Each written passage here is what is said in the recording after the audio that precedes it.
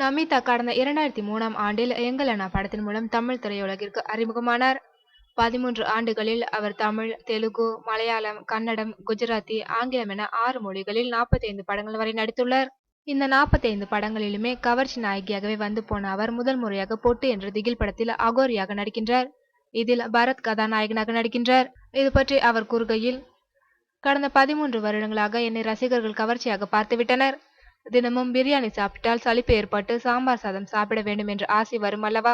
அது மாதிரி ஒரு மாறுதலுக்கு வித்தியாசமான கதாபாத்திரங்களில் நடிக்க வேண்டும் என்ற ஆசை எனக்கும் வந்துள்ளது. அதை பொட்டு படத்திலிருந்து தொடங்குகின்றேன். இந்த படத்திற்காக நான் கருப்பு நிறத்துக்கு மாறுகின்றேன். இதற்காக துபாய் சென்று மேக்கப் மூலம் உடல் நிறம் மாற்றம் செய்து கொள்கின்றேன். 3 மாதங்கள் வரை என் தோலின் நிறம் கருப்பாகவே இருக்கும். அதன் பிறகு பழைய நிறம் வந்துவிடும். படத்தில் நான் அடிக்கடி சுருட்டு பிடிப்பது போல் காட்சிகள் வருகின்றது. அதற்கு தான் கஷ்டப்பட வேண்டியிருக்கிறது.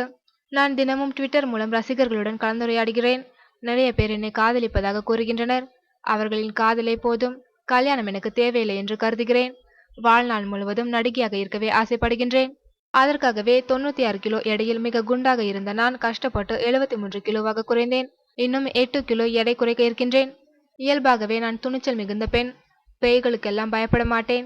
பேய் படத்தில் நடிக்க வாய்ப்பு வந்ததும் மகிழ்ச்சியுடன் ஒப்புக்கொண்டேன் என்று கூறியுள்ளார் நமிதா.